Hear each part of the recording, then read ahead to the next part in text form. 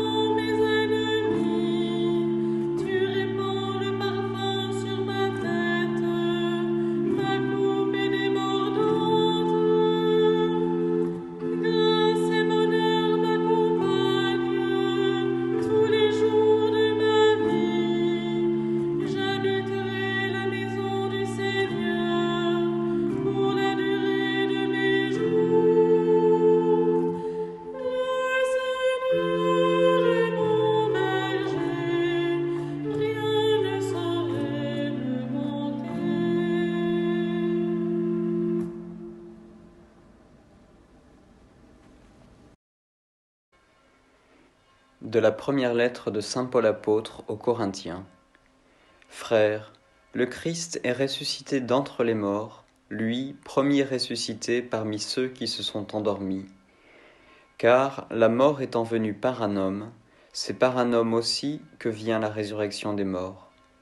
En effet, de même que tous les hommes meurent en Adam, de même c'est dans le Christ que tous recevront la vie, mais chacun à son rang. En premier le Christ, et ensuite, lors du retour du Christ, ceux qui lui appartiennent. Alors tout sera achevé, quand le Christ remettra le pouvoir royal à Dieu son Père, après avoir anéanti, parmi les êtres célestes, toute principauté, toute souveraineté et puissance. Car c'est lui qui doit régner jusqu'au jour où Dieu aura mis sous ses pieds tous ses ennemis. Et le dernier ennemi qui sera anéanti, c'est la mort. Et quand tout sera mis sous le pouvoir du Fils, lui-même se mettra alors sous le pouvoir du Père qui lui aura tout soumis, et ainsi Dieu sera tout en tous.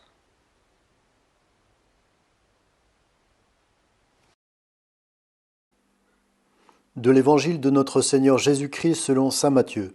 En ce temps-là, Jésus disait à ses disciples, « Quand le Fils de l'homme viendra dans sa gloire, et tous les anges avec lui, alors il siégera sur son trône de gloire. Toutes les nations seront rassemblées devant lui.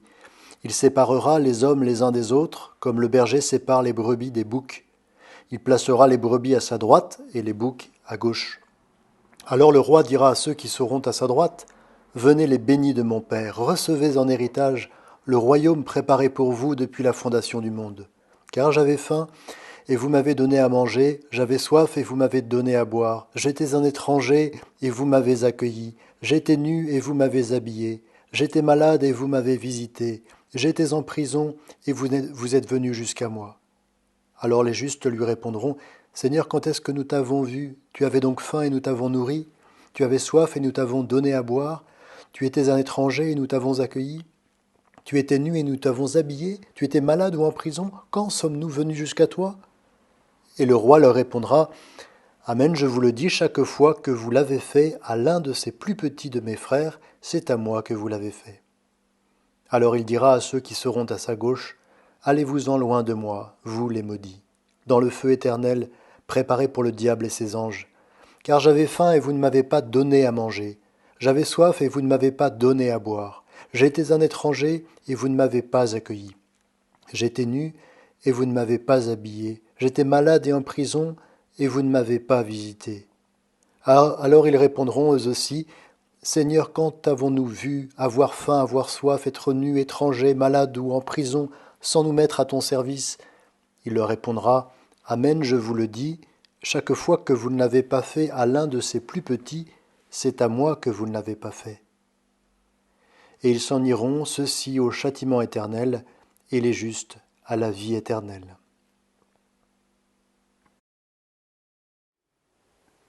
Frères et sœurs bien-aimés, pourquoi Dieu nous fait-il entendre aujourd'hui par la bouche du prophète Ézéchiel qu'il va lui-même prendre les choses en main ? C'est bien ce qu'il dit, « Ainsi parle le Seigneur, me voici moi-même.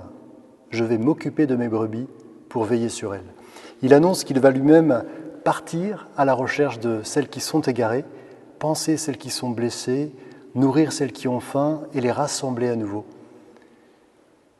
Pourquoi dit-il cela ? Eh bien, la réponse, elle est donnée dans les versets qui précèdent ce passage que la liturgie nous fait entendre aujourd'hui. C'est une terrible réponse, c'est tout le chapitre 34 du prophète Ézéchiel. « Fils d'homme, prophétise contre les bergers d'Israël. Malheur à eux, car ils se nourrissent sur le dos de mon bétail. Ils l'épuisent sans prendre soin du troupeau.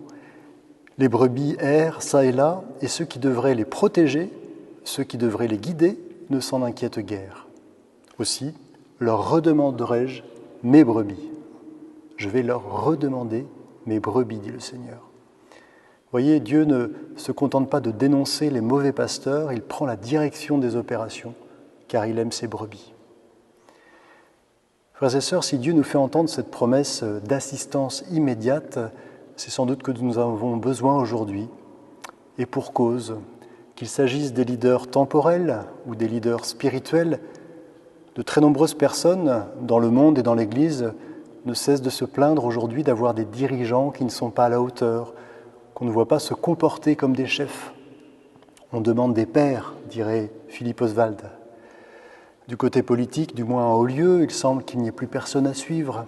Et il faut dire que chaque crise, comme celle que nous vivons, érode la confiance, en faisant apparaître avec plus d'évidence que l'enclos est dévasté, que la maison n'est pas tenue, livrée aux barbares. Du côté de l'Église, on ne peut pas dire non plus que l'exemple vienne d'en haut avec la multiplication d'affaires scandaleuses à l'échelle de la curie. On a l'impression d'être revenu aux heures les plus sombres de l'histoire de l'Église.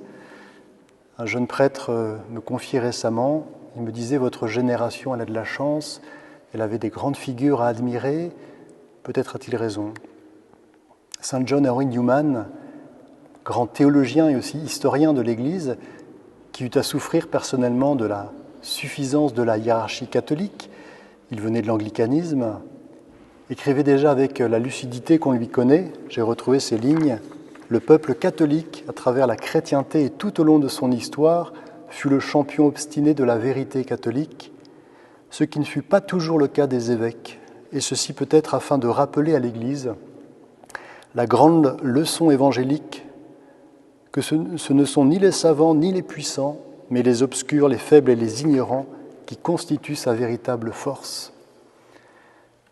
Pourquoi n'avons-nous plus, de façon générale et dans de nombreux domaines, de chefs qui méritent ce nom ? Ou plutôt si peu, car il en reste grâce à Dieu bien sûr, mais si peu pour guider le monde, si peu pour guider l'Église, pour gouverner le corps, pour représenter son âme. Alors Ézéchiel, il donne une raison, il souligne surtout l'abus de pouvoir, ce qu'on appelle le cléricalisme dans l'Église. Bibliquement, il est symbolisé par le bouc, en raison de son caractère injustement dominateur au milieu du troupeau, et souvent peu chaste aussi. animaux que le bon pasteur congédiera en les rangeant à gauche dans la parabole. Or, quand on est prisonnier de soi, en effet, prisonnier de ses propres intérêts qu'on poursuit, on n'est pas libre. Et donc, très souvent, en même temps, on devient la proie d'autres conditionnements. Souvenez-vous de ce que nous avons souligné déjà à la Toussaint, selon la foi chrétienne, la sainteté, la liberté s'identifient. Nul n'est plus libre qu'un saint. Et donc seul un homme vraiment donné à Dieu peut se mettre pleinement au service des brebis avec désintéressement. C'est une condition de son service. Sans la liberté intérieure que procure la sainteté personnelle, non celle de son état, sa sainteté personnelle, il devient la proie non seulement de lui-même, mais du monde et de ses systèmes, à travers notamment les courants idéologiques. Nous n'avons plus de chef quand nous n'avons plus d'hommes libres, tout simplement. Le propre du chef, c'est sa hauteur de vue, son affranchissement à l'égard des mainstreams. Et je suis frappé par l'incapacité de nombre de responsables d'aujourd'hui, dans la cité ou dans l'Église, à juger sans prisme idéologique, le plus efficace étant celui de droite-gauche. Alors on peut comprendre qu'un petit journaliste inculte ne chausse pas d'autres paires de lunettes, il est payé pour cela en quelque sorte, mais quand on est chargé de juger, de guider franchement, c'est faire exactement le contraire que ce que le divin berger fera à la fin des temps, qu'il nous décrit lui-même à travers sa parabole. Jésus jaugera chacun à l'aune de la charité, pour les ranger à droite ou à gauche.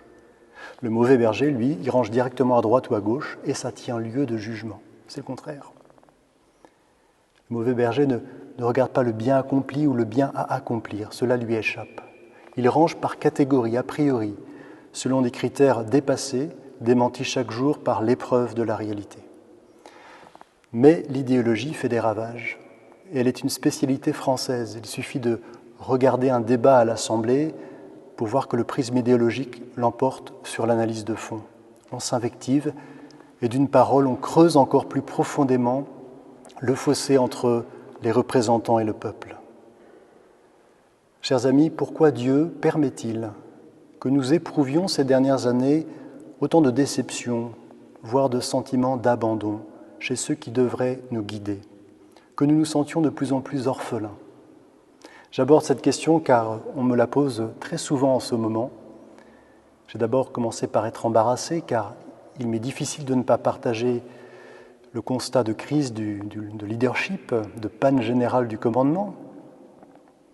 Pourquoi cette difficulté en effet à pouvoir compter sur des personnes qui tiennent la route, qui gardent la tête froide et le cœur chaud?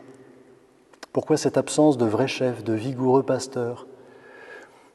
On le voit à travers les conséquences immédiates, désaffection du vote, diminution de toute forme d'engagement, de vocation, crise de la confiance. Alors comme Dieu sait ce qu'il permet, on peut et on doit se poser cette question qui fâche et qui dérange à la lumière de la parole de Dieu.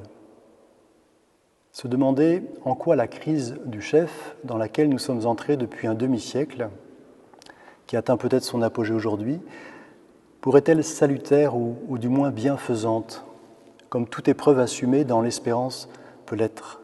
Eh bien, je discerne 3 raisons principales. D'abord, en cette fête du Christ roi de l'univers, toutes ces désillusions nous permettent de nous souvenir que Jésus est le chef de notre foi. C'est lui qui est venu chercher chacun d'entre nous, chaque brebis égarée que nous étions ou que nous sommes. La vérité en personne n'est prisonnière, en l'occurrence, d'aucune idéologie et saura juger chacun à l'aune de l'amour. C'est Jésus-Christ, le bon, le seul, le vrai pasteur de nos âmes, comme l'écrira saint Pierre. Or, il peut arriver, lorsque nous avons d'admirables représentants du Christ, et il y en a fort heureusement aujourd'hui, bien sûr, que nous ayons tendance à regarder davantage le serviteur que le maître. Aujourd'hui, l'appauvrissement général a le mérite de nous préserver de l'idolâtrie, de vaincre nos illusions et nous oblige à regarder le Christ seul. Dieu nous préserve de la confusion, il nous oblige à regarder plus haut vers lui seul. Deuxièmement, il nous oblige aussi à regarder plus bas. Il faut se concentrer sur ce que la grâce de Dieu accomplit dans la proximité, autour de moi, dans mon quartier, loin des idéologies mortifères, et voir la charité qui nourrit, qui accueille, qui veille, qui visite à travers ses membres les plus fragiles. À chaque fois que je prends connaissance de tristes nouvelles, par les médias dont c'est le fonds de commerce, avec ces informations où l'on voit manifester au plus haut point l'incurie dans tel ou tel domaine de responsabilité, je ferme mon ordinateur et je vais voir les brebis qui prennent soin d'autres brebis. Cela est réjouissant. L'Église réelle, celle de mon quartier, celle de mon prochain, celle que je peux admirer en 3D. Elle est là, l'Église bien vivante, et elle est au service. Elle est là, la France humble et laborieuse.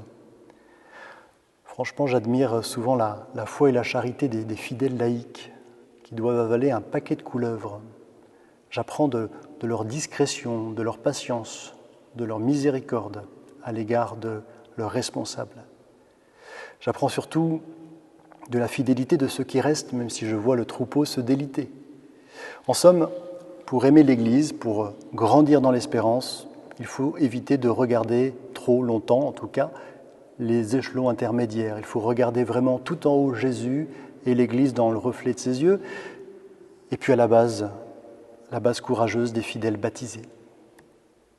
Enfin, le troisième enseignement que l'on pourrait peut-être tirer de cette épreuve prolongée consiste à se rappeler humblement qu'on a les chefs qu'on mérite. Je ne parle pas de leur élection objective, mais de leur façon de répondre à cet appel divin ou à cette désignation démocratique. Notre prière pour les dirigeants, pour les évêques, pour les prêtres, pour les curés, pour tous les chefs de gare en responsabilité, elle est essentielle. La misère des temps rend plus légitime, plus nécessaire que jamais notre intercession à l'endroit des chefs, et d'abord en faveur de ceux qui sont en place. Nous devons prier pour que Dieu les éclaire, les inspire, leur donne un regard juste, qui sache discerner, à l'aune de la charité, le vrai bien accompli et le vrai bien à accomplir.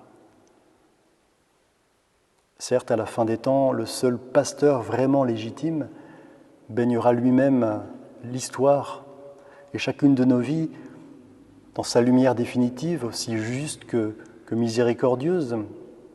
Mais précisément, dans cette perspective, toute personne revêtue de l'autorité sur terre aujourd'hui devrait déjà se soumettre dès maintenant à la sienne pour ne pas juger comme le monde et demeurer dans cette liberté intérieure qui est sans doute ce qui distingue un vrai chef.